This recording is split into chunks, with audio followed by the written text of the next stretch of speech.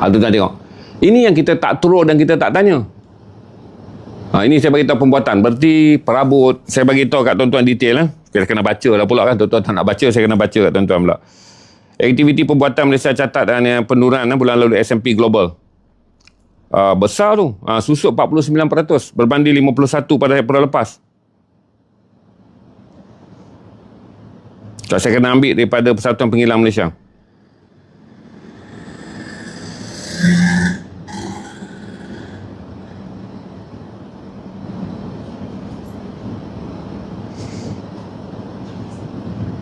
Okey.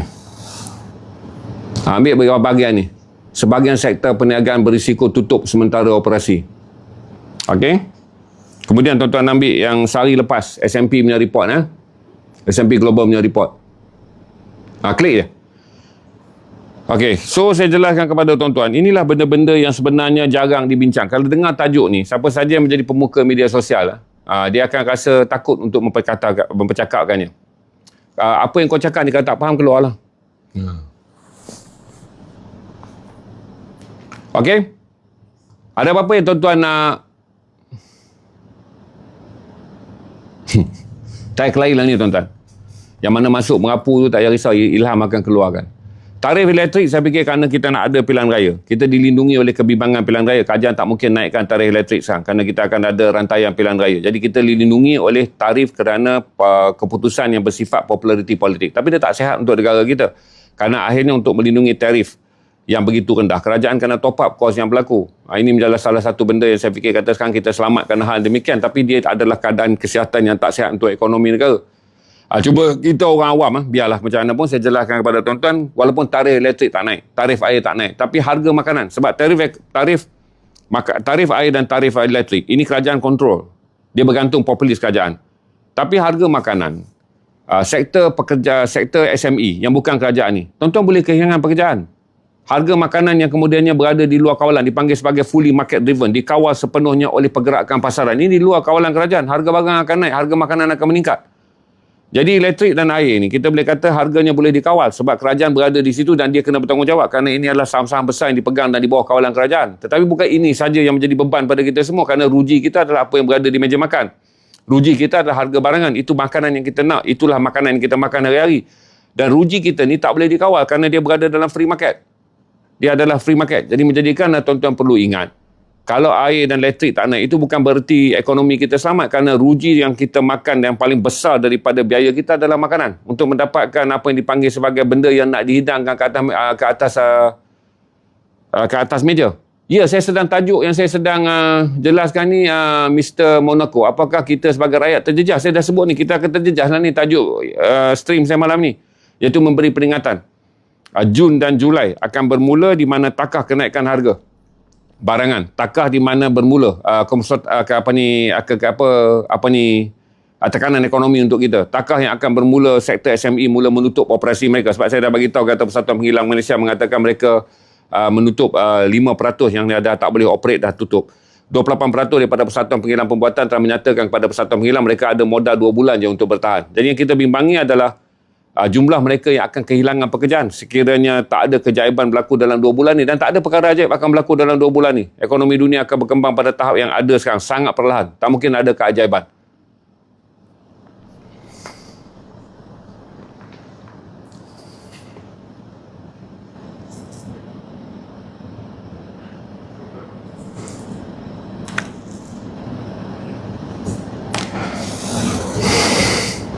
Apa yang kita patut buat sebagai rakyat? Saya nak jawab pun sikit rumit, tapi saya fikir kata setiap orang ukurlah kasut dia sendiri. Saya nak bagi jawapan ni tak boleh. Berarti saya kata apa yang kita patut buat sebagai rakyat untuk pengetahuan X3 kan. Tuan-tuan kenalah atur semula ekonomi tuan-tuan. Macam selalu saya pesan pada tuan-tuan kan, semua hutang baru pada kadar sekarang jangan buat.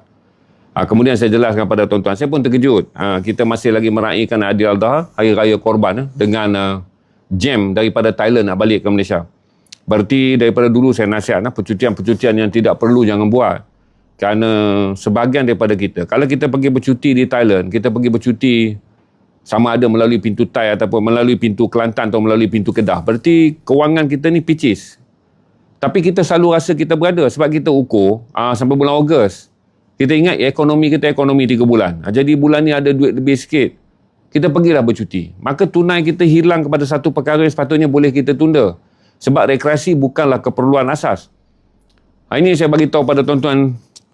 Saya terkejut lah bila dapat tahu kata Raya Haji. Dulu saya ingat saya lah, Chinese New Year aja. Kalau kita pergi ke Hanyai, orang Cina pergi beraya di Hanyai. Kerana mereka merasakan perayaan yang bersifat tradisional tu dah kurang. Sekarang kita lahir banyak orang Melayu yang dipanggil sebagai urban dan suburban. Urban berarti masyarakat bandar dan suburban separa bandar. Yang tinggal di kampung-kampung orang tua-tua aja. Kemudian tuan-tuan ada sedikit duit. Dan tuan-tuan tahu ini cuti sekolah. Dan ini adalah musim cuti perayaan. Tapi saya terkejut, Raya Haji. Ramai orang pergi ke Selatan Thailand sampai nak balik, border tutup pukul 10, terpaksa tidur di tengah jalan. Berarti ramai orang mempunyai sedikit wang. Yang saya dah pesan sebelum, saya dah pesan pada tuan-tuan bulan Ramadan dalam live saya. Elakkan percutian sekiranya kewangan tuan-tuan bukanlah kewangan yang bertahan setahun. Elakkan percutian sekiranya kewangan tuan-tuan bukan kewangan yang bertahan setahun. Simpan je.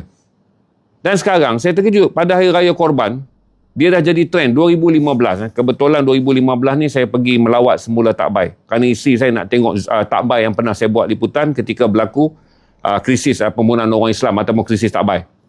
Saya bawa lah isteri pergi. Kebetulan jatuh Raya Cina, bila kami balik saja sampai ke Hanyai, tak boleh nak dapat tempat. Kerana ramainya orang Cina pergi beraya di sana. Kita fahamlah Tahun Baru Cina kerana wujudnya masyarakat urban Cina. Jadi perayaan Hari Raya Tahun Baru Cina mereka jadikan tahun percutian. Kemudian sekarang ni bila ada cuti panjang, saya tak kisah kalau cuti panjang Raya Haji pun, orang Malaysia telah memilih untuk pergi ke Selatan Thailand. Dan kemudian membawa apa yang dipanggil percutian ke luar negara, pergi Hanyai, pergi segala macam. Tapi saya fikir kata, sama ada tuan-tuan mempunyai simpanan mencukupi setahun ketika tuan-tuan memilih untuk bercuti. Tu saya kata, makanan ni tak boleh simpan, tuan-tuan. Jangan duk buat mengarut, tuan-tuan nak pergi simpan makanan. Dekat mana beras tahan berapa lama? Tuan-tuan selalu ambil langkah yang selalu saya kata dalam live saya akan rasa macam nak buat lawak. 70% orang kita ni dengar sayang, dia kata pakcik marah pula. Dengar sayang. Nak tanam sayur, macam mana 70% orang kita tinggal di urban dan suburban. Kita tak ada tanah untuk tanam sayur. Dengar sini sayang. Jadi yang di kampung tu ya. Tolonglah bila tuan-tuan nak bagi nasihat, jangan ukurlah tuan-tuan ada tanah depan rumah. Tuan-tuan kata tanam sayur. Saya kata tanam sayur ya yang naik. Nanti kan tadi saya cerita beras. Apabila El Nino dan juga ayunan Medan melanda dunia, salah satu kesan besar adalah sama ada dia bergerak daripada Asia Selatan, iaitu membunuh tanaman gandum dan juga tanaman padi di India. Tapi sah dia akan melanda Thailand dan akan pergi sampai ke Indochina, sampai ke Vietnam. Kenapa Thailand dan Vietnam itu penting? Kerana mereka kita import 40% beras daripada mereka. Jadi sekarang kita sedang bercerita, kalaulah berlaku gangguan ekonomi yang perlahan bagi negara-negara ini dan gangguan dipanggil sebagai merosotnya harga layan. Ada berasnya tak ada. Kemudian beras jadi emas. Siapa ada duit dia boleh beli beras. Tuan-tuan kena ingat dulu saya dah cerita pada tuan-tuan apa yang berlaku. Apabila berlaku krisis beras ataupun krisis ekonomi, krisis El Nino pada tahun 2001 bawa 2023. Apa yang berlaku? Saya jelaskan, tuan-tuan cari berita ni pula. Arab Saudi beli tanah-tanah di Afrika dan kemudiannya menjadikan hasil tanaman di situ. Berarti Arab Saudi ini dia tak boleh beli. Dia kan offer kepada Thailand. Dia nak masuk melabur dan memodernkan ekonomi pertanian di Thailand. Dan kemudian Arab Saudi nak kuasai syarikat pengeluaran beras di Thailand supaya bila berlaku krisis makanan masa depan, Saudi ada tempat untuk mendapatkan makanan dia. Dia nak melabur. Okey? Kemudian Saudi tak dapat di Thailand. Laporan yang terbaru menunjukkan Saudi membeli tanah-tanah subur di seluruh tanah Afrika. Ada mana-mana negara tanah subur dia beli. Supaya dia boleh rujikan makanan dia di situ. Dia tanam. Sebab Saudi bukan negara subur untuk bercucuk tanam. Dia ada minyak. Minyak tak boleh makan kalau berlaku krisis makanan. Maka Saudi ambil langkah cepat. Dia beli tanah-tanah yang ada di seluruh Afrika. Tuan-tuan boleh tengok. Dalam tu menunjukkan Saudi PLC. Beli berapa banyak tanah. Supaya dia boleh tanam dalam tempat tersebut. Dia keluarkan dan kemudian dia storekan. Bagi membolehkan sekiranya harga makanan meningkat. Perebutan makanan ni Saudi dah mandiri. Walaupun tak mandiri di negara dia. Dia mandiri negara-negara Afrika. Yang miskin tetapi memerlukan modal. Dia modalkan. Kemudian dia modalkan tanaman tersebut menghasilkan gandaan keluaran. Sebahagian diberi kepada negara yang membenarkan dia melabur. Sebahagian dibawa balik ke negara Saudi. Sebab Saudi tak boleh sampai bila-bila nak membangunkan sektor makanan yang kemudiannya cukup untuk rakyat dia. Berarti tuan-tuan dah tahu bahawa banyak negara yang asas ekonomi tani dia lemah. Dia mencari jalan baru untuk membolehkan asas ekonomi tani dia menjadi kuat. Termasuk membeli tanah dan menanam hasil makanan di negara orang. Kemudian dia bantu negara tersebut mengalami krisis modal. Sebab Saudi ni kaya. Krisis modal. Tak boleh nak melalui pertanian. Cuaca kemarau tak boleh buat saliran. Dia buatkan saliran. Kemudian negara tersebut meraihkannya. Kerana sebahagian daripada pelaburan daripada Saudi menyelesaikan masalah tanaman domestik, iaitu kekurangan hasil untuk keperluan Afrika yang mengalami kebuluran dan kemunduran cara kaedah pertanian. Sebahagian daripada hasil itu dibawa balik. Maka saya jelaskan kepada tuan-tuan, dunia telah bergerak sampai ke level tu. Negara-negara yang kaya duit, dia tahulah sekali duit ni kalau makanannya tak secure, dia tak boleh beli. Sebab tu dipanggil keterjaminan makanan. Dia tak kata keterjaminan kewangan. Siapa ada duit dia boleh dapat makanan. Sekarang duitnya banyak, makanannya tiada. Maka saya jelaskan, nak faham tentang apa yang sedang berlaku di seluruh dunia. Negara-negara besar, negara-negara kaya minyak pun, di Saudi tahu dia ada banyak duit. Tetapi berlaku kalau krisis kewangan seperti krisis hasil tani 2001-2023. Semua orang pergi kepada India. Dan India nak pilihan raya. Dia pun tak nak jual. Tuan-tuan tanya orang Singapura yang ada dalam ni. Betapa teruk kerajaan Singapura merayu dengan India untuk mendapatkan pertukaran bagi mendapatkan 600,000 tan je. Bukan 1 juta tan. Singapura nak dapat 600,000 tan je daripada India. India kenakan sistem kepada dia, dia bagi 600,000 tan. Tapi pada masa yang sama, kapal-kapal India yang nak masuk ke pelabuhan Singapura hendaklah diberi keutamaan. Jadi oleh kerana India ada ball rolling, dia ada benda dalam tangan nak gains. Dia katalah, aku bagi dengan mudah beras yang kau nak, 600,000 tan cukup untuk penduduk Singapura dalam jumlah 5 juta. Tapi kapal-kapal aku nak masuk ke pelabuhan kau, mesti ada keutamaan. Sebab dia ada benda yang nak ditukarkan. Maka saya nak jelaskan, bagi tahu pada tuan-tuan, apa yang saya bagi tahu dengan langkah yang dibuat oleh Arab Saudi. Masuk ke Afrika dan membeli tanah-tanah di Afrika, menyubur dan menyalurkan dana dan memajukan teknologi. Berarti bagi negara-negara seperti Arab Saudi yang dulu ada duit, dia boleh beli makanan dekat mana dia nak. Tapi masalah ada duit tapi makanannya tak ada. Maka duitnya dibawa dan dibeli tanah-tanah di Afrika dan dijadikan sektor pertanian Arab Saudi tetapi di atas tanah orang Afrika. Yang mana orang Afrika dapat manfaat kerana tunainya datang, teknologinya datang. Kemudian kerana hasilnya menjadi lebih baik, sebahagian ditinggalkan untuk negara yang mereka labur, sebahagian dibawa balik untuk keperluan Saudi supaya Saudi tidak mengalami masalah. Duitnya ada, hasil jualan minyak, tapi nak beli makanan-makanan tak ada. Kerana ancaman daripada perubahan suhu dunia adalah melumpuh dan meruntuhkan sektor keterjaminan makanan. So ada sekarang kita sebut keterjaminan makanan, food security. Okey, kalau tuan-tuan faham apa rakyat Malaysia perlu buat, saya bagi tahu sekarang ni, saya tak boleh selesaikan masalah tersebut. Kalau saya selesaikan masalah tersebut, saya duduk tempat Mamat lah sekarang. Ayat jahat kawan-kawan, baik aku jadi menteri kalau kata arwah Mamat Khalid kan. Saya bagi tuan-tuan kesedaran. Tuan-tuan janganlah tekan-tekan saya, kata saya kena bagi kat tuan-tuan penyelesaian pula. Tak mungkinlah saya boleh. Saya tak mampu. Jadi kalau tuan-tuan kata, tuan-tuan tanya saya, apa penyelesaian dia? Apa solusi dia? Kalau saya boleh buat solusi, tuan-tuan, saya duduk di PBB lah. Jadi adalah keterhadan saya. Saya hanya boleh share, boleh create awareness.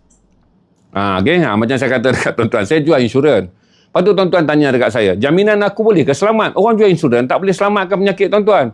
Orang jual insurans, walaupun tuan-tuan beli mahal, dia tak boleh bagi jaminan umur tuan-tuan panjang. Sebab tu kita kata kita boleh beli insurans tapi tak boleh beli kesihatan. Kesihatan tu tuan-tuan lah jaga. Tu tuan-tuan beli pula katil yang mahal. Lepas tu tuan-tuan marah katil tu. Saya beli katil 5,000 tidur tak lena. Kita boleh beli katil yang... Lepas tu tuan-tuan... Kan saya selalu sebut peribahasa tu.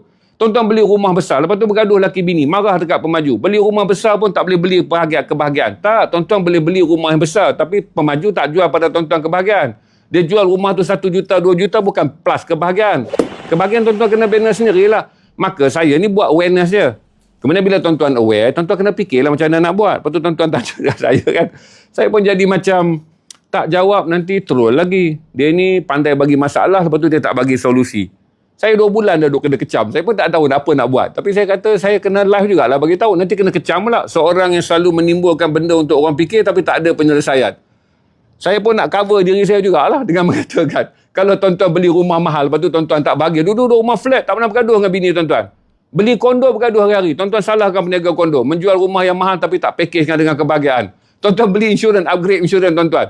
Cek 2 bulan kecil manis. Lepas cek lagi ada buah pinggang. Cek lagi darah tinggi. Tuan-tuan marah penjual insurans. Apa aku beli? Tuan-tuan membeli insurans untuk kesihatan. Tapi bukan tuan-tuan beli kesihatan. Dia cuma kawal, dia cuma cover kalau tuan-tuan dah sakit. Saya pun macam tu juga. Saya share dengan tuan-tuan awareness. Tapi saya tak bolehlah share penyelesaian. Bukan semua berada dalam tangan saya. Sebahagian keputusan berada dalam tangan tuan-tuan. Okey, terima kasih.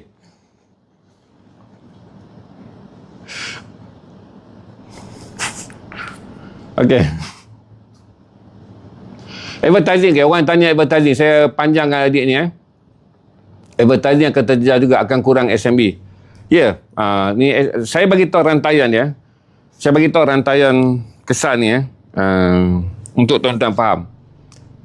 Apabila pemasaran itu menjadi lemah, berarti orang tak akan buat marketing. Buat apa kita nak buat marketing ketika daya beli lemah? Jadi orang tak buat marketing. Bila tak buat marketing ni tuan-tuan, bukan sahaja syarikat tu, orang yang buat marketing akan kehilangan pekerjaan. Google juga saham dia akan jatuh. Bila orang lihat daya beli dunia akan melemah, Google, syarikat-syarikat pengiklanan seperti YouTube, saham mereka akan jatuh. Kerana keuntungan, termasuk juga Facebook yang menjual iklan. Okay, mereka juga akan mengalami penurunan saham mereka kerana orang tahu pada waktu dunia mengalami keperlahanan daya beli, berarti akan ada keperlahanan pengiklan sebab orang tak akan mengiklan ketika daya beli menjadi lemah. Maka dia akan melakukan peruduman. Sebab tu tuan-tuan boleh cek S&P ataupun saham harian. Itu yang saya jelaskan. Yang mana rasa dah kena kencing dengan saya, dah basah kepala bau hancing, tak payahlah masuk. Besok jalan satu kampung orang kata berbau hancing. Lepas tu kata saya kencing. Orang akan marah tuan-tuan dengan mengatakan yang kau pergi tadah bawah kelangkang dia buat apa? Tuan-tuan keluar. Pergi duduk tempat lain. Kata saya kaki kencing, keluarlah. Besok jalan satu kampung bau hancing. Yang bodoh bukan saya. Orang kata tuan-tuan yang bodoh. Pergi duduk celah kelangkang saya. Lepas tu saya kencing naik atas muka tuan-tuan. Lepas tu kalau tuan-tuan tertidur pula, terus masuk ke dalam mulut.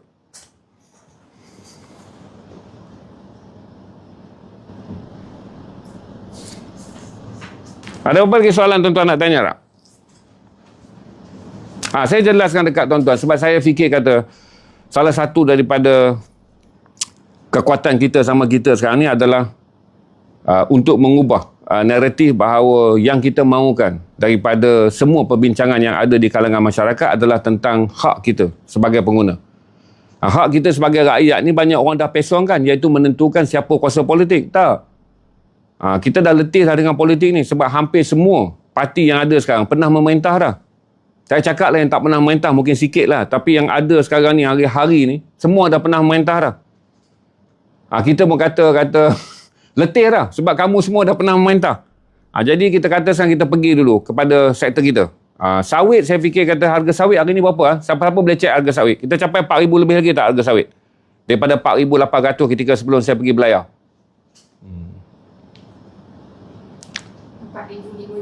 4,550 masih tinggi. Berarti sawit permintaannya masih ada.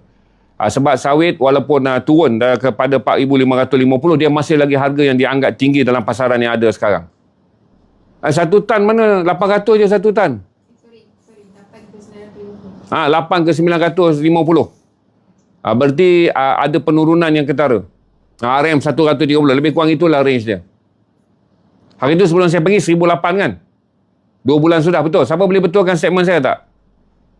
2 bulan sudah 1,800. 4K tu CPO lah, okey. 4K CPO, okey. Itulah harga dia. Ni banyak orang bantu ni. 1,100. 2 bulan sudah. Sekarang turun 900 lebih kepada 800 lebih. Mengikut tempat tuan-tuan berada lah. Okey.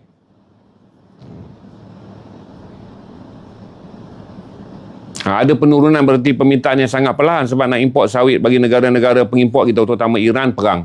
Sebab tuan-tuan kena lihat pengimport sawit kita ni Iran, dia sedang perang.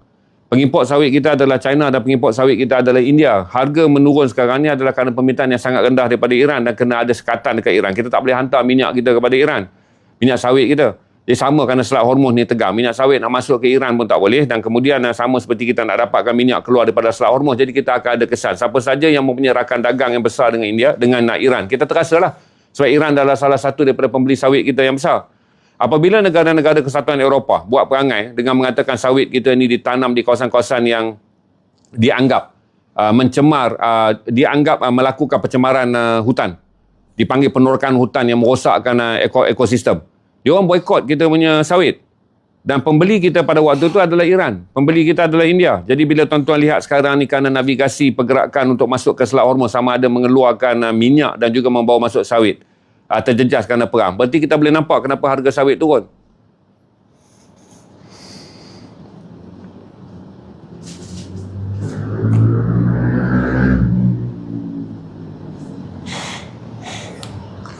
Saya stop sekejap Sejak saya lately ni stamina saya taklah begitu bagus.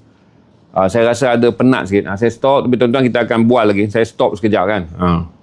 Hari ni saya jelaskan kepada tuan-tuan bahawa Tuan-tuan patut ikut Axios. Tapi kawan saya kata tadi, ada bukan kawan, orang dah komen dekat sini, dah beritahu lead news pun di Al Jazeera adalah perbalahan ketara yang membawa kepada perkelahian di telefon di mana Trump memaki Benjamin Netanyahu sebagai gila. Dia maki Benjamin Netanyahu, dia ungkit kata dia menyelamatkan karier politik Benjamin Netanyahu. Ini adalah hal yang sangat penting dalam penyelesaian Selat Hormuz. Berarti Amerika berada dalam keadaan desperate. Sebab itu Trump maki Netanyahu.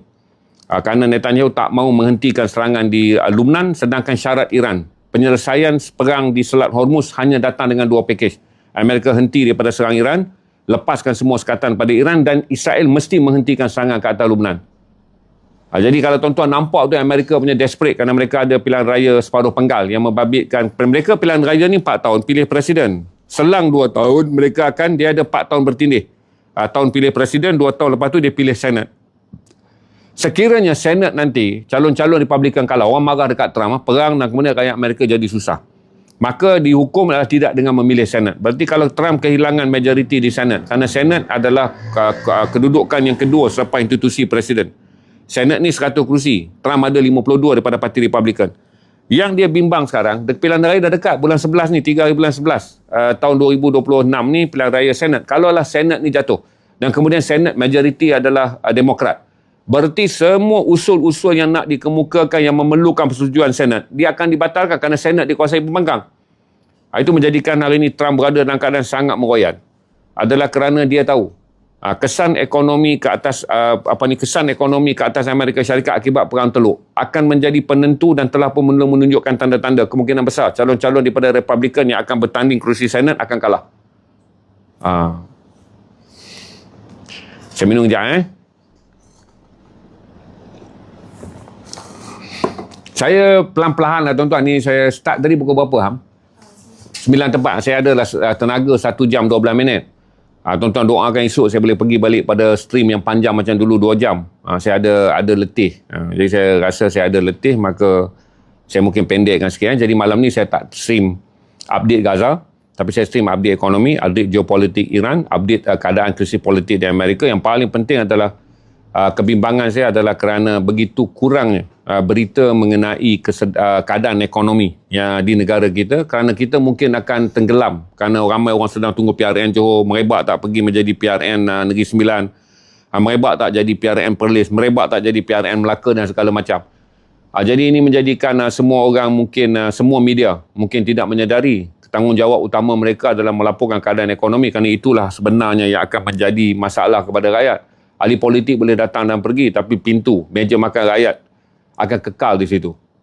Meja makan kita, dan kita sebagai ketua keluarga, parti mana merintah pun, tuan-tuan kena cari duit untuk memelihara keluarga. Sama ada parti yang tuan-tuan sokong atau parti yang tuan-tuan tak sokong. Parti politik boleh datang dan pergi. Kebertanggungjawab kita yang paling asas adalah tentang keluarga kita. Dan ini adalah berkaitan dengan ekonomi. Kerana itulah akhirnya yang akan menjerumuskan kita, iaitu menyediakan makanan di atas meja, menyediakan wang pendidikan untuk anak bersekolah.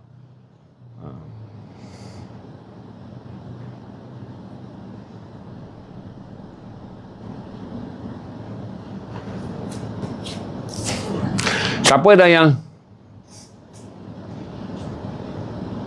saya sektor government akan terjejas ke? Saya fikir kalau untuk politik sekarang ni kita boleh berlindung pada politik populis lah. Nak menjelang pilihan raya, saya tak fikir yang ada dalam my step ni anda akan hilang kerja.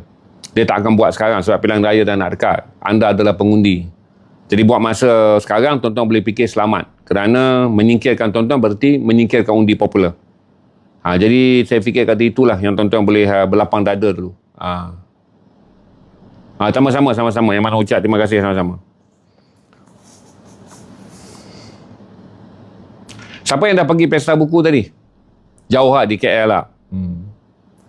Janjung, kalau kaki belit, keluarlah, kenapa nak duduk kat sini? Dia nak komen juga.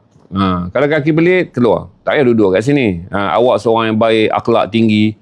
Kalau dengar benda-benda belit ni jadi makruh pada awak ataupun jadi haram pada awak, awak keluar je. Saya sajalah komen hujung-hujung ni manjakan awak sikit. Sabtu pergi, Alhamdulillah. Sebab saya tengok buku lelong pun banyak. Ada sampai FMB saya rasa, saya tak pergi PBR tadi je kebetulan. Saya punya buku baru dilancarkan hari ni. Jadi saya tak dapat stok lagi. Saya nak tengok juga macam mana rasa pegang buku baru saya. Saya pergi ambil buku baru saya. Okey, saya pergi ambil buku baru saya. Ini adalah buku saya yang ke-22, siri yang ke-6 dalam Anekdot. Okey. Sektor swasta tengok mana sektor yang tuan-tuan ada. Sektor swasta yang mana sektor yang tuan-tuan kerja. Sebab swasta ni besar. Sama ada saya kata tuan-tuan berada dalam rangkaian pembuatan, tuan-tuan ada dalam rangkaian penghilangan dan tuan-tuan ada dalam rangkaian perkhidmatan. Akan kuranglah sedikit. Kerana permintaan, macam orang berada dalam sektor guaman kan. Berarti oleh kerana keupayaan orang membeli rumah baru, sektor pembinaan, bina rumah baru kurang. Saya kata bagi S&P untuk pembelian rumah ni kurang lah. Orang nak keluar kenderaan baru juga kurang, sesmen kereta apa semua akan terasa. Kalau tuan-tuan rasa, tuan-tuan pun dah rasa. Tuan-tuan yang bekerja sebagai sesmen, tuan-tuan yang bekerja dalam perbankan yang klien tuan-tuan adalah mereka yang membuat pinjaman kewangan untuk mengeluarkan barang, tuan-tuan pun dah rasa penurunan yang sangat ketara dalam tempoh 2 bulan terakhir. Saya buat simen pastilah, sebab saya fikir katakan kenaikan harga besi, kerana kita import besi daripada China. Tuan-tuan dah boleh baca laporan daripada REHDA. REHDA ni lain pula, dia adalah persatuan pembina rumah, persatuan pembina rumah. Tengok REHDA Jaham kat Jaham, REHDA huruf besar. Dia punya sebutan. Siapa kerja REHDA? REHDA pun dah sebut. Mereka akan mengalami masalah kos penaikan harga rumah kerana besi yang diimport daripada China. Besi tak naik harga, tetapi oleh kerana menggunakan kapal yang menggunakan bahan bakar yang mahal. Jadi kapal bahan minyak dia naik harga, maka besinya sampai mahal. Maka itu REHDA bagi tahu kata sebahagian daripada projek mereka mungkin diperlahankan hingga keadaan ekonomi jadi okey, kerana kalau mereka buat dia kos menjadi tinggi. Jadi kalau tuan-tuan fikir kata siapa yang ada dalam swasta, tuan-tuan kena tengok swasta apa yang tuan-tuan ada. Tourism saya fikir secara panjangnya kita tahu dia akan menurun. Kalau tuan-tuan tengok tourism, siapa yang ada dalam sektor tourism, saya dah lapor awal dah. Apa yang begini ya tuan-tuan, bila orang kekurangan wang, apa yang mereka buat? Itu tidak melancong. Bila tidak melancong, siapa yang berada dalam sektor tourism, siapa yang berada dalam sektor pelancongan, siapa yang berada F&B yang direct pergi kepada sektor perhotelan, dia akan terasa. Dan mereka yang berniaga dalam zon pelancongan. Zon pelancongan yang pelancong asing. Berarti orang yang berada di Bukit Bintang dan sekitar Kuala Lumpur akan terasa. Tapi bagi tuan-tuan yang berada dalam zon domestik, kemungkinan akan mendapat aliran. Kerana kita masih ada aliran daripada Singapura dan kita ada aliran di mana orang-orang tempatan akan hanya bercuti dalam negara. Akan bercuti dalam negara. Itu yang saya jawab tentang ni. Oil and gas saya fikir kata akan kekal lah sebab demandnya tinggi. Oil and gas akan kekal sebab oil and gas yang tengah kaya semua tuan-tuan. Oil and gas yang kaya.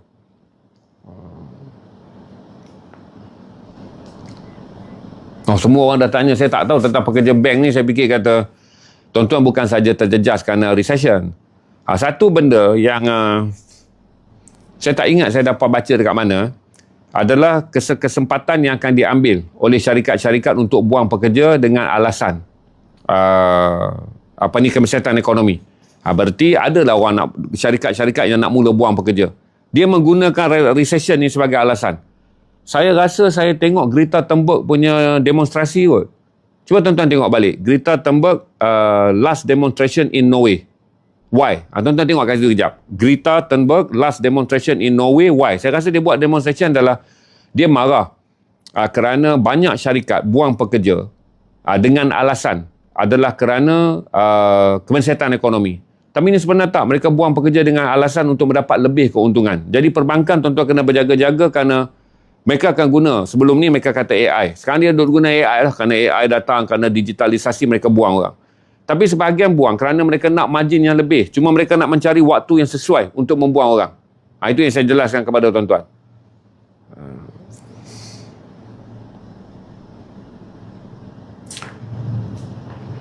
Retail saya kata tengoklah, F&B saya dah jawab tadi. Kalau siapa yang ada F&B dalam pelancongan, dia akan terasa. F&B pelancongan akan terasa kerana kita akan mengalami kemusatan kedatangan pelancong asing. Berarti banyak yang ada di Bukit Bintang tu yang memang bergantung kepada zon 3 segi mas. Bukit Bintang bawa pergi sampai ke Ampang dan bawa pergi sampai ke jalan ke KS Center. Itu 3 segi mas. Ini akan terjejas kerana 3 segi mas dalam Kuala Lumpur ni yang dah penuh dan memeriahkan dia adalah pelancong asing. Dia akan terasa. Dia tak nazak. Dia fikir tuan-tuan kena berhati-hati je. Sebab tu saya bagi tahu tuan-tuan, kalau tuan-tuan berniaga, modal pusingan yang tuan-tuan simpan untuk 3 bulan, tuan-tuan kena slow. Untuk bolehkan modal pusingan tuan-tuan bertahan. Sebab tu saya bagi tahu, saya tak reti tentang penurunan rupiah. Tuan-tuan sabar je boleh tak? Tuan-tuan tanya penjawat awam, saya tak larat nak jawab. Semua orang dah jadi panik nak hilang kerja. Sabarlah sayang. Saya dah mula rasa macam tuan-tuan dah panik dah sekarang. Sabar, Allahumma salli ala sayyidina Muhammad wa ala sayyidina Muhammad. Tuan-tuan tengok naik soalan jenuh, saya nak jawab, saya tak mungkin lah boleh meramal. Cuma saya jelaskan pada tuan-tuan, sekarang ni bukan itu level yang tuan-tuan panik. Tuan-tuan selalu gitu. Saya bagi nasihat yang lain, tuan-tuan takut yang lain. Orang baca a'udzubillahi minasyaitonirrajim untuk menjauhi diri daripada syaitan yang kejam. Dia kejam, tuan-tuan tanya dengan saya, ayat tu boleh pakai dah untuk murah rezeki. Lain murah rezeki, bacalah surah yang lain. Saya cerita dekat tuan-tuan sekarang adalah kawalan yang pertama adalah kewangan tuan-tuan. Dengar sayang. Tuan-tuan macam tu je. Baca a'udzubillahi minasyaitonirrajim, tuan-tuan tanya dengan Tok Guru, ayat ni boleh dibaca untuk panjang umur sekali ke? Ayat ni boleh dibaca untuk murah rezeki? Jenuh tuan-tuan, jadi selama asing duk baca ayat tu, semua benda akan sampai dekat situ. Bismillahirrahmanirrahim, puh mati bapak engkau. Dia kalau marah ke orang, Bismillahirrahmanirrahim, puh mati bapak engkau. Jadi tuan-tuan sabar. Saya kata sekarang, dengar sayang, adalah kawalan kewangan. Tuan-tuan individu ke, tuan-tuan bekerja ke apa, kawal kewangan tuan-tuan. Sebab saya kata kalau orang berniaga, saya akan cerita baru ni cuti raya haji. Ramai orang pergi ke Thailand bercuti. Raya haji. Yang dulu saya fikir raya haji orang balik kampung lah uruskan ni, tapi dah jadi trend. Orang Melayu ni cuti panjang ni semua pergi. Jadi saya kata, apakah tuan-tuan telah menyimpan cukup untuk setahun bagi keperluan tuan-tuan sebelum tuan-tuan pergi bercuti? Kan sebelum bulan Ramadan, saya dah pesan tentang krisis ekonomi ni. Bulan Ramadan siapa yang follow? Dekat sini siapa yang follow Ziarif Stream ketika saya bercakap ekonomi, bahawa Malaysia kita akan kembali selepas hari raya dalam keadaan ekonomi terjejah teruk. Dan sebelum raya saya dah bagi tahu bahawa kekecewaan saya adalah kerana Perdana Menteri buat pengumuman khas tapi tak mengumumkan. Dia hanya umumkan harga di petrol dan harga petrol subsidi dikekalkan. Tapi Perdana Menteri tak umumkan bahawa selepas hari raya kita akan mengalami krisis ekonomi yang teruk. Lepas raya barulah meletup semua diesel naik harga. Sekarang saya ulanglah pesan tu bagi mereka yang dah ikut. Kawalan kewangan tuan-tuan. Itu yang jaga dulu, bukan hilang pekerjaan. Jangan takut terlampau jauh, yang dekat. Yang mana saya kata, benda yang tak perlu rekresi. Yang pertama tak perlu simpan. Saya kata kurang. Lepas tu tuan-tuan nak renovate rumah. Ya, rumah duit ada 30,000. Boleh renovate. Rumah boleh renovate sebab sekarang boleh duduk lagi. Renovate ni berarti mencantikkan rumah. Berarti tak perlu, tahan dulu. Tuan-tuan teringin nak beli satu kereta, tuan-tuan nak trade in kereta tuan-tuan, harga menurun. Tuan-tuan nak pinjam pula, nanti kos kewangan tuan-tuan bayar bulan-bulan. Jadi cash tuan-tuan simpan. Masa tu kan ramai orang marah kat saya kata jangan beli emas. Tengok sekarang macam mana berapa harga emas. Marah saya kata, saya bagi nasihat, jangan beli emas ni adalah satu benda yang tak masuk akal kerana emas tak pernah turun. Saya kata jangan kira. Kalau tuan-tuan baru duk tanya saya soalan. Saya kata simpan tunai lah. Sebab bila tuan-tuan nak cairkan, takut emas yang tuan-tuan nak cair itu pada harga yang rendah. Tuan-tuan simpan. Tiba-tiba anak tuan-tuan masuk universiti. Maka tuan-tuan nak pergi cairkan emas tu pada harga tuan-tuan perlu. Cair dia takut menurun. Ringgit ni kalau tuan-tuan simpan, kekal lah tuan-tuan simpan RM5,000. Bulan depan dia RM5,000. Bulan sekali lagi dia. Kalau tuan-tuan dah ada simpanan yang cukup, lebih dari tuan-tuan nak beli emas, tak apa. Berarti kalau tuan-tuan rasa duit ada nak beli emas, nanti jual boleh untung. Takut masa tuan-tuan jual. Seperti sekarang, tuan-tuan beli dulu bulan. Ini bukan cerita kita banyak duit. Kalau tuan-tuan banyak duit, pasal cerita. Orang main emas ni dia belilah. Dia pakai pun sampai nak rebah lah. Yang mana duk tanya beli emas ni. Dia halkum pemas. Tapi saya jelaskan sekarang, dalam keadaan tunai kita ni, dipanggil pencairan yang mudah. Simpanlah tunai tu. Kalau banyak, cerita emas ni kalau duit banyak, jangan tanya kat sini. Kalau tuan-tuan tanya patut ke beli emas, tuan-tuan macam saya lah, sama-sama tak ada duit. Simpan tunai. Kemudian anak masuk universiti. Tuan-tuan tak menjangka bahawa bila anak-anak tuan-tuan masuk universiti, 6 bulan kemudian daripada sekarang, dia masuk semester yang dia kena keluar daripada universiti. Dia perlukan wang untuk menanggung sewaan rumah dia. PTPTN ni tak cukup. Kemudian tuan-tuan pula simpan lagi duit. Yang saya kata kemudian yang menjadi keperluan. Dalam tengah-tengah keperluan simpanan tuan-tuan tu, tuan-tuan mempunyai perniagaan yang menurun. Berarti tuan-tuan kena buat tambahan modal untuk bertahan. Maka saya kata jangan bercuti, jangan buat apa, simpan duit. Takut berlaku tambahan modal yang diperlukan. Tuan-tuan ada duit untuk reno rumah. Tapi pada waktu yang sama, tuan-tuan lupa rotek kereta, tuan-tuan lupa kereta rosak, tuan-tuan lupa kata anak sakit. Maka simpan dengan menjadikan lepas kita keluar daripada keterukan ekonomi ni. Maka barulah tuan-tuan puasa dulu. Nanti dah ekonomi okey baru berbuka.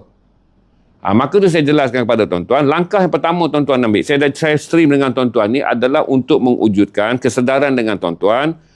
Langkah yang paling pertama yang berada dalam kawalan kita. Iaitu tunai kita. Baiklah, kalau tuan-tuan rasa tak ada tunai untuk buat. Tuan-tuan kata, bang, saya pun hidup bulan makan gaji bulan. Sebenarnya samalah. Macam saya dengan tuan-tuan ni, kita ni hidup bulan makan gaji bulan. Maka apa tuan-tuan kena buat? Adalah merendahkan kos bulanan tuan-tuan tu. Kerana tuan-tuan, kita ni kadang-kadang 2,500, 3,000 gaji kita. 3,500 gaji kita. Kita boleh simpan 2-300, tapi kita tak adalah sifat tu. Sebab kita kata 2-300 kalau tak menyimpan, anak tak bercuti. 2-300 kalau tak menyimpan, tak makan sedap. 2-300 kalau tak menyimpan, tak berjalan. Tapi saya kata sekarang kena. 2-300 ni kena simpan, biarlah tak bercuti. 2-300 ni kena simpan, biarlah hari-hari makan lauk yang kita mampu pada kadar yang kita mampu. Jangan tukar hanya nak merasa kaya 5 hari dalam masa sebulan dengan lauk yang sebenarnya menghilangkan keupayaan tuan-tuan untuk menyimpan. Ini saya jelaskan. Jadi tuan-tuan kena menyimpan. Sebab kemungkinan besar harga barangnya meningkat. Tuan-tuan tak simpan takut ketidakcukupan. Sebab kita biasa belanja 3,500 cukup sebulan. 2,500 cukup sebulan. Bila harga barang naik, dia cukup 25 hari. 5 hari lagi tuan-tuan mengalami tunjangan kerana kosnya naik. Maka saya jelaskan kepada tuan-tuan. Sekarang bukanlah untuk apa? Untuk membolehkan survival kita sebulan ni. Kan kita ada satu habit. Kita dapat gaji kan, perbelanjaan kita pada hujung bulan. Kita ada, saya daripada kecil pun macam sama juga tuan-tuan. Di mana bila gaji, kita rasa ini masa beli anak makan sate. Kita rasa, ini masalah anak makan ayam. Ini masa semua. Tapi kita bimbang kerana 3 hari atau 4 hari selepas gaji itu, kita telah berbelanja kos 12 hari. Yang mana saya bagi tahu sekarang, nanti tak cukup. Kerana 30 bulan, 30 sehari sebulan ni, hiduplah di atas satu kos yang sama.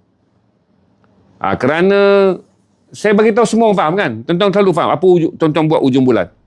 Gaji adalah tanda hari raya untuk keluarga tuan-tuan. Gaji adalah tanda keceriaan untuk tuan-tuan. Maka tuan-tuan nak beli raya hujung bulan, tuan-tuan nak beli gaji pada setiap hujung bulan, tuan-tuan telah membelinya kegembiraan tersebut dengan wang. Tuan-tuan telah membeli nilai raya hujung bulan dengan wang. Ini yang saya bimbang, takut tak cukup. Kerana bila harga makanan naik, tuan-tuan belanja RM30 sehari untuk barangan dapur, dia mungkin menjadi RM40. Maka yang saya kata sekarang ni, bajet je, disiplinkan dulu bajet. Kepada mereka yang memang mempunyai kos yang sangat-sangat mencukupi takat hidup. Sebab saya jelaskan tuan-tuan, banyak benda kita sebenarnya macam ni sebab kita dilatih oleh kawan kita. Adalah salah kerajaan. Kita dilatih oleh media sosial, salah kerajaan. Saya bagi tahu tuan-tuan, sebulat suara kita salah kerajaan pun, bebannya tetap kita tanggung. Kita boleh salah kerajaan je.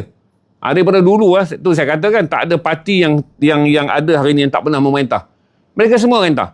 Semua benda kita pernah salahkan. Jadi saya jelaskan pada tuan-tuan, apa yang paling penting adalah berada dalam kawalan kita. Yang ni kita kawal dulu. Politik nanti kita fikir. Yang paling penting adalah kewangan dan juga benda yang berada dalam kawalan kita. Supaya saya jelaskan, ini yang akan menjadi kita tak berteriak nanti. Dengan mengata, kalau kita teriak kuat pun tuan-tuan, harga ikan tak boleh turun sebab ini free market. Kita teriak kuat pun tuan-tuan, harga makanan tak boleh turun sebab ini free market. Kita tak berteriak pada kerajaan, kita berteriak pada player maker sebenarnya adalah free market. Maka saya jelaskan, kawal dulu apa yang kita boleh kawal. Maka saya kata, bila gaji 24 kalau tuan-tuan kerja government, tuan-tuan kerja swasta 28-29. Kalau tuan-tuan kerja syarikat teruk sikit sebelum 7 hari bulan berikutnya. Bukan hari raya. Stabilkan betul-betul. Terutama tuan-tuan yang berada di sini yang saya jelaskan bahawa saya pasti ramai orang yang memang bulanan dia nak simpan 200 pun payah. Tuan-tuan pun tak payah malu untuk mengaku kat sini, ya Tuan Haji, 200 nak simpan payah, 300 pun nak simpan. Tuan-tuan tambah tuan-tuan keluarga muda. Tuan-tuan keluarga muda susahlah nak simpan. Sebab tuan-tuan anaknya ramai. Dan kos anak ni setiap kali umur dia naik, kos dia naik. Anak ni 2 tahun, naik 3 tahun, kos dia naik sebab pakaian apa semua. Kemudian bila dia naik saja 5 tahun dah nak kena pergi tadika. Bila dia naik saja 6 tahun pergi prasekolah 7 tahun. Kos anak ni depan mata kita. Sementara kita nak besarkan, anak adalah kos yang sentiasa naik. Maka tuan-tuan, keluarga muda ni kenalah ingat. Tuan-tuan nak pilih mana satu? Menabung untuk memastikan anak-anak tuan-tuan melalui proses dia membesar dengan sempurna ataupun seronok pada tiap hujung bulan? Tuan-tuan pilih. Seronok pada tiap hujung bulan. Macam saya kata sekarang kan, memanglah ramai yang pergi bercuti di Thailand pada waktu Raya Haji. Tapi saya kata, adakah tuan-tuan telah menyimpan cukup untuk setahun kalau berlaku gangguan ekonomi? Sebab saya generasi yang dah tengok recession 98. Saya generasi yang tengok recession 2005. Saya tengok recession 2008. Ingatlah 2008-2005 ada semua recession. Tapi tetap orang-orang yang bergaji sederhana tinggi, kumpulan manager apa semua hilang kerja. 2013 paling teruk. Di mana retrenchment di kalangan pekerja berumur yang dianggap tak lagi berkualiti untuk bertanding, untuk setanding dengan teknologi. Mereka ni hilang kerja. Saya dah tengok semua. Maka saya bagi tahu dekat tuan-tuan adalah pelajaran yang saya dapat. Waktu kita puncak ni tuan-tuan gaji 8,000 sekarang, umur tuan-tuan 35 tahun. Tuan-tuan aim lah rumah, 800 sebulan, 1,000 sebulan tak apa, janji rumah besar. Tuan-tuan aim lah kereta, bayar 1,200 tak apa, boleh pakai Honda Ketam. Memanglah sebab tuan-tuan mengukur, inilah tanda daripada tuan-tuan mula kerja sebagai eksekutif, hari ini jadi manager. Betul tuan-tuan, tuan-tuan bergerak daripada eksekutif menjadi manager. Tapi tuan-tuan kena ingat, tekanan ekonomi dunia tak ikut tuan-tuan. Dia bukan, duit 8,000 bukan zaman tuan-tuan jadi manager. Kadang-kadang daripada eksekutif, naik jadi manager, kos hari hidup tu sama je.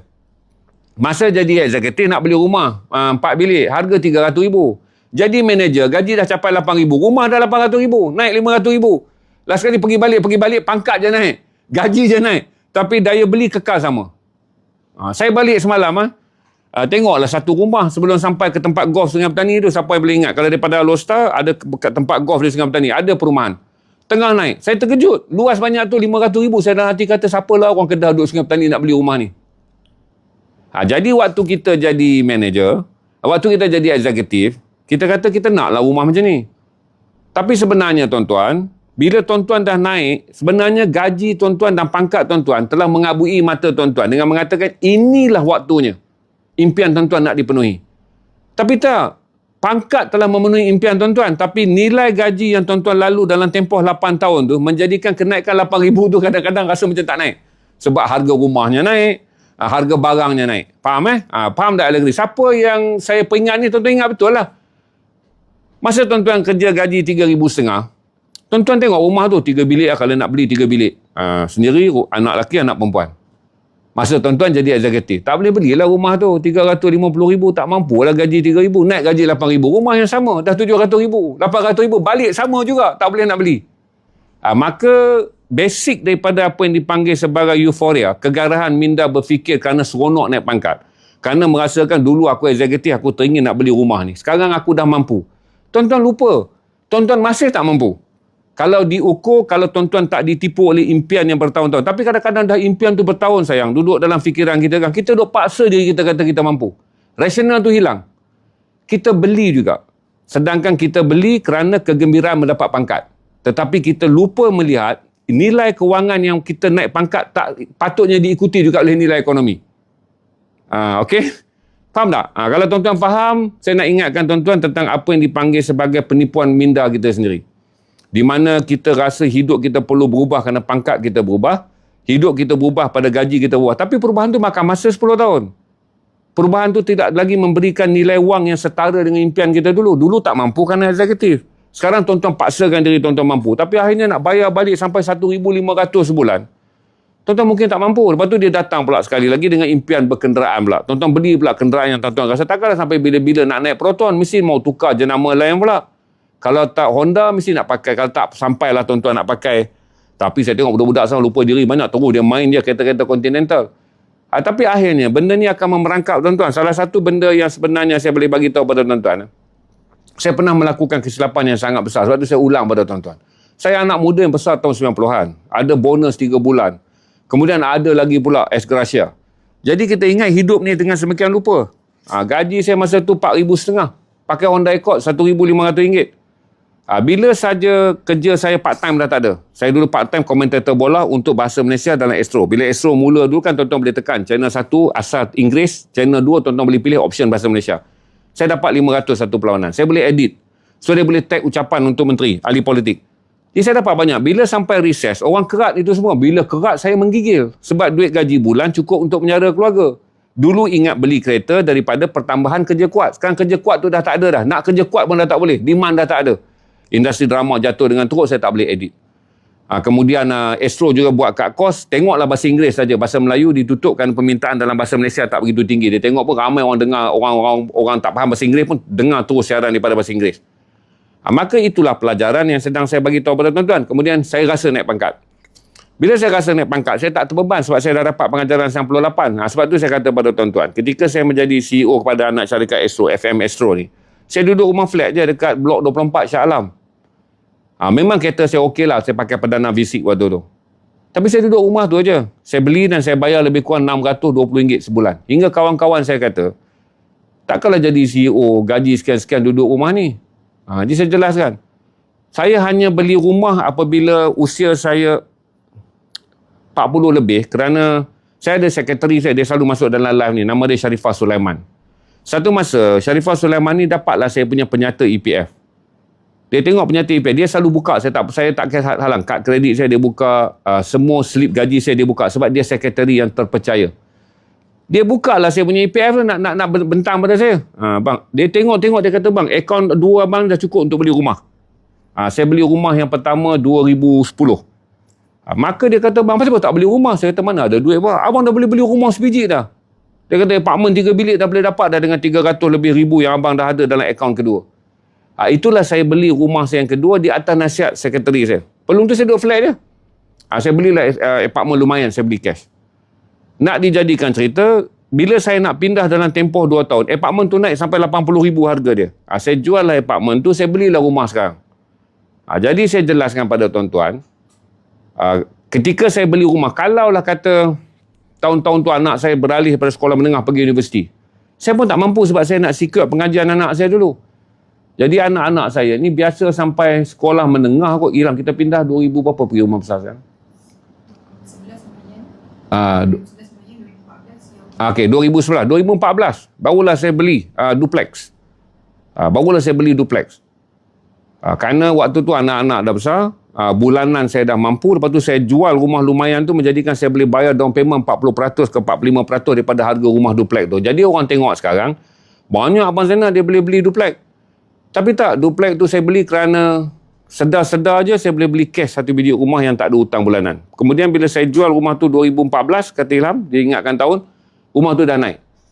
Maka saya ingatkan pada tuan-tuan, setiap kali kita dipenuhi oleh impian, kita kena ingat, berhati-hati. Sebab impian ni tuan-tuan, dia lagi teruk, dia boleh bunuh kita punya realiti. Kita sebenarnya tak mampu, tapi kita selalu bisik pada diri kita mampu, kerana nak memenuhi impian. Betul tuan-tuan, saya fikir salah satu benda yang pedih untuk kita akui, kita selalu pujuk diri kita kata kita mampu. Walaupun malam hari kita tidur tu, kita dah cemas. Boleh bayar ke tidak? Tapi disebabkan pujukan, aku mampu.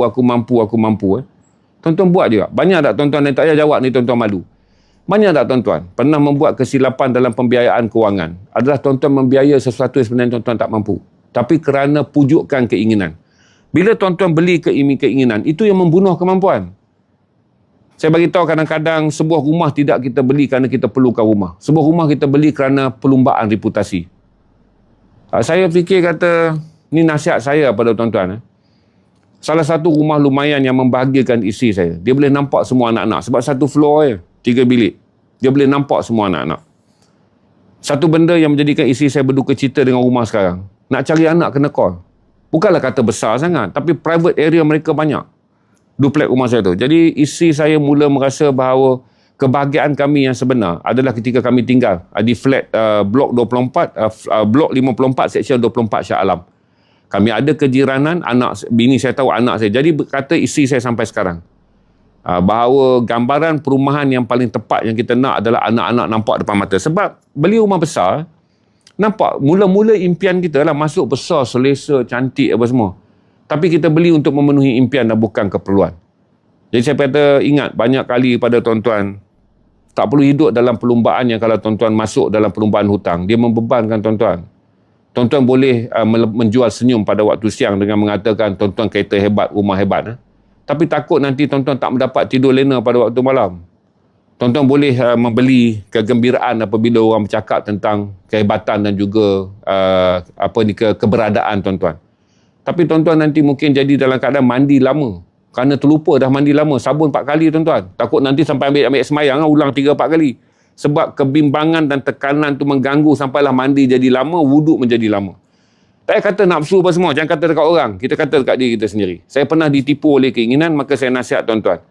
Banyak benda kita beli kerana keinginan, dia tak langsung pun tak ada dalam senarai keperluan. Rumah ni kalau ikut, kata isteri saya lah, nak beli balik lah rumah lumayan tu. Sebab isteri saya paling bahagia di situ. Rumah tak besar, 750 square feet. Corner, bukan rumah tu lah, rumah apartment. Isteri saya paling bahagia kat situ. Sekarang walaupun saya beli, saya cakap saya minta maaf, bukan rumah saya besar, duplex rumah saya besar, 2 ruang tamu, atas bawah, kondo yang 2 tingkat ni. tak bahagia. Sebab tu saya kata kita boleh membeli rumah yang besar, tapi tak ada jaminan kebahagiaan. Sebab isteri saya kata, apa tu, anak-anak belajar. Tinggallah dia seorang jadi ketua subang. Saya pula dekat studio. Panggillah pula anak saudara. Maka saya nasihatkan tuan-tuan, bercakaplah pada diri tuan-tuan sendiri. Untuk selama kita hidup dan selama kita membuat keputusan. Pernahkah kita membuat keputusan kerana keperluan? Tak. Banyakkan kita buat keputusan kerana ada tekanan-tekanan persaingan. Ada keinginan-keinginan untuk menggambarkan keberadaan. Saya fikir kata 2-3 hari orang pujilah kereta kita. Lepas tu lama-lama 2-3 tahun orang kata tanya pula tak tukar kereta. Dengar je kita dah melenting. Oh, rasa reputasi kita jatuh. Jenuh tuan-tuan nak tukar kereta. Jadi saya kata bagi nasihat pada adik-adik semua. Orang tak teringin pun tengok kita hidup senang. Orang tak teringin, orang tak heran pun kita hidup senang. Cuma hanya menjadi argument, social argument je. Mereka bercerita lah rumah dia ni besar, rumah dia ni besar. Hanya nak memenuhi satu kisah tentang bercerita. Dipanggil sebagai simply gossip. Masa bergosip. Tapi hutang 25 tahun ni, dik, kena fikir. Loan kereta 9 tahun kena fikir. Personal loan 7 tahun kena fikir. Kita nak puaskan mata orang memandang. Kita nak Jakarta bahawa rumah boleh memberikan kita reputasi. Kereta boleh memberikan kita reputasi. Akhirnya yang kita tanggung apa, dik? Hutang. Tuan-tuan yang muda-muda ni, ingatlah kata saya. Kebahagiaan boleh dibina dalam rumah yang kecil. Kerana yang kita kahwini bukanlah pandangan orang, isteri kita. Rumah boleh menjadikan kita memiliki keluarga yang bahagia. Kerana yang menjadi bapa kepada anak-anak kita adalah kita. Bukan orang yang memandang. Jadi stop daripada memenuhi gaya hidup yang kemudiannya takut tuan-tuan tak tidur malam. Saya jelaskan itu ajalah. Basically, mau tak mau, sebahagian besar daripada kita ukur satu benda kepada keperluan kita adalah kerana itulah ukuran yang digunakan dalam masyarakat berdasarkan keperluan. Itulah. Kalau tuan-tuan jadi manager kan, tuan-tuan dapat parking lot. Tuan-tuan kata takkanlah nak bawa kereta Myvi. Itu tekanan. Sedangkan tak ada isu. Tuan-tuan nak perform bukan di parking lot. Tuan-tuan nak perform di office. Tuan-tuan membelilah kereta besar. Kerana nak memenuhi parking lot yang katanya tak saya. Yang nak perform itu adalah tuan-tuan. Bukan kereta Myvi tu. Bukan kereta BMW tu. Lepas tu tuan-tuan beli rumah besar. Dengan mengatakan kalau disebut orang ni nampaklah berbaloi. Kerana kedudukan tuan-tuan. Tuan-tuan takut dianggap kedekut. Tapi saya jelaskan pada tuan-tuan. Yang penting adalah kalau tuan-tuan beli itu, tidur malam boleh ke tidak?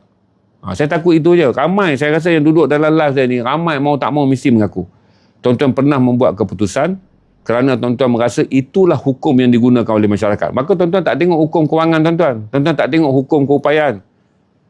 Dia kan bukan perlu sombong tuan-tuan. Bukan perlu kita belagak. Kita last sekali hidup dalam satu sistem ukuran yang salah. Dan ukuran tu dinampak hebat di mata orang tapi tiap malam tuan-tuan stres. Itulah nasihat saya pada adik-adik semua. Saya dah lalu, saya 98 tu tahun saya terpukul lah. Jadi 2005 saya tak beli rumah. 2005 tu saya dah jadi CEO, saya tak beli rumah. Saya beli rumah 2010 dan saya terima kasih pada sekretari saya, Sharifah Sulaiman, yang buka slip gaji dia. Dia faham tentang harga rumah. Saya ada sinus, bukan kesedung. Bila habuk, dia akan rasa ke atas sikit. Kenapa? Bila dia buka slip gaji saya tu, dia nampak akaun 2 saya. Dia kata, "Abang, belilah rumah." Saya kata, "Mana beli rumah apa? Abang tak berani nak berhutang." Ini dia kata dah boleh beli cash lah. Nanti Ipah panggil dengan Kak Fia akan pergi cari rumah. Mereka carilah rumah dekat saya. Dapatlah satu biji rumah. Di Lumayan tu. Bukan Lumayan baru, Lumayan lama. Saya belilah rumah tu. Kemudian rumah yang saya duduk sekarang ni duduk di bawah Kota Bumiputera yang seorang guru berpindah ke Sabah, dia tolak balik. Maka pada kota semasa rumah saya dah siap, tapi dia terpaksa jual pada Kota Bumiputera berdasarkan pada harga yang mula diperkenalkan ketika dia keluarkan. Itu undang-undang di BKL. Maka saya jual rumah tu, saya ambil tunai rumah tu, saya bayar dan saya boleh bayar hampir 45%. Jadi saya bayar loan 55% je. Menjadikan kalau tuan-tuan tengok saiz rumah saya, tuan-tuan rasa tak padan dengan bulanan yang saya bayar. Tapi saya rasa kata nasib saya baik adalah ketika orang berlumba-lumba membeli rumah. Saya selalu anggap saya tak mampu. Ketika orang berlumba-lumba menganggap rumah adalah reputasi, saya masih lagi berlumba-lumba dengan mengatakan datang awal, pimpin pekerja dengan betul, balik lewat, kerja kuat, Sabtu Ahad jangan tinggal kalau ada masalah. Okey? Syafira ni tak habis-habis duk suruh PM dia. Saya harap untuk malam ni, sesi malam ni, saya harap kata, saya akan live macam biasa dah. Kita akan capai 2 kali live. Mulai hari Jumaat, ingat saya tak nak iklan. Hari Jumaat ni, Ustaz Ibnu Rijal jadi tamu saya. Dia akan bercakap tentang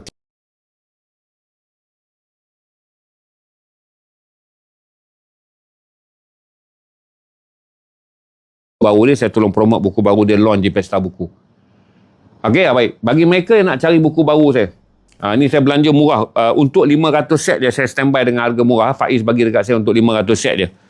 Bagi tuan-tuan nak anekdot buku, yang ni catatan saya mengenai mengapa buku begitu mempengaruhi saya dan buku-buku apa yang menjadi buku yang sangat mengagumkan saya. Satu, buku bukan sepatu. Yang kedua adalah jangan merungut kalau menulis. Podcast, apa isu rakyat itu masih isu sastra. Sekilas fakta pasaran buku ni, semua tentang buku ni. Saya sedang nak belanja tentang minat membaca saya yang telah dibentuk pada usia 18 tahun. Ini hanya 500 buah je yang dibenarkan pada harga sekarang. Jadi saya bagi mereka yang belum memiliki pasar cover baru. Ilham letak harga berapa ni? Bagi RM65 je. Buku ni 40, seri diskaun 35, 70. Hari ni saya belanja apa? 65 je. Tonton lot sekarang, RM65. Ilham tengah ubah harga, jangan lot sekarang. Jangan lot sekarang. Ilham tengah ubah harga. Saya belanja RM65. Kejap tengah ubah harga sekarang. RM65 je. Okey, tuan-tuan akan dapat pasar ke pasar. Tuan-tuan nak tahu siri pengalaman saya dari